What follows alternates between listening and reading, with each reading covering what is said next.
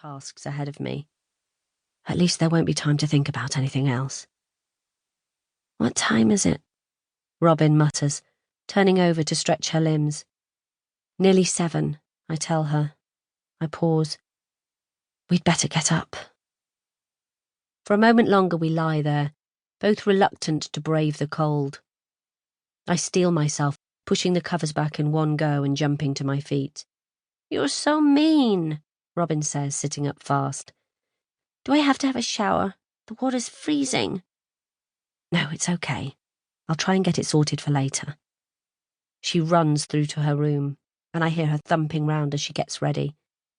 I throw on jeans and a sweater without giving my outfit any thought. It's too cold for vanity. "I don't want to go," Robin says, a piece of toast in her hand that she puts back on the plate uneaten. She sighs. My heart sinks. I know. "I'm going to hate it," she says, turning away and putting her hair up into a bun twisted on the top of her head. "It might not be that bad." "Yes, it will," she says, staring at me. There's no arguing with her tone. She's about to walk through the gates of a new school in Year 6. New uniform, box fresh, crisp and stiff, years after everyone else has formed their gangs and factions. The uniform she's wearing doesn't even fit properly. Collar too big around her throat, skirt too long. Her face is pale against the bright red of the new school cardigan, the stark white of the new shirt. Everything we bought in a rush yesterday, from the uniform shop up Finchley Road, I remember from my own childhood. My throat tightens, but I make myself smile. "It'll be okay," I say, an edge of desperation in my voice. "You'll make some lovely new friends." I pick up a piece of toast, look at it, put it down. I'm not hungry either. "Maybe," Robin says, her voice full of doubt. She finishes dealing with her hair and pulls her phone out of her pocket, entranced immediately by the screen. I twitch, control myself. Is there a message from Andrew wishing his daughter good luck at her new school? I don't know if Robin and her dad have spoken since we left, since we had to leave. Robin keeps scrolling down, eyes flickering. "Anything interesting?" I say in the end, unable to stop myself, trying to keep my tone light. "Has your dad messaged?" Casually, I pick up my own phone and put it in my bag. Robin looks up, her face still and pale, eyes dark as her hair. She shakes her head.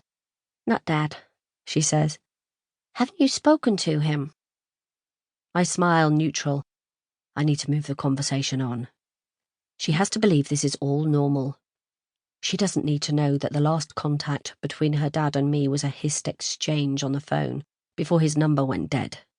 "Just go," he'd said. "I don't want you here anymore, either of you."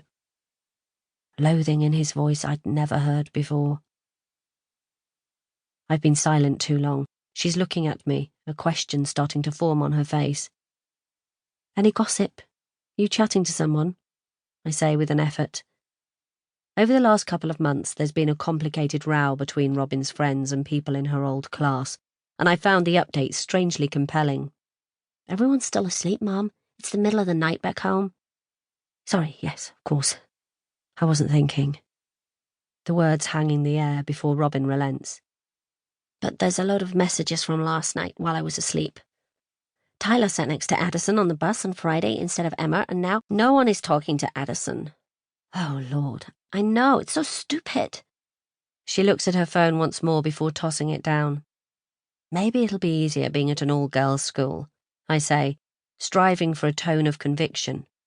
Failing. Robin shrugs. "I guess I'll find out." The last year of primary school. Memories of it deep in my bones. Everyone turning 11, some looking like teenagers, some still childlike. At least Robin sits in the middle of this spectrum, neither very tall nor very short, nothing extreme in her development that stands out. It'll be hard enough anyway. Suppressing a shudder, I remember the rejection, the spite.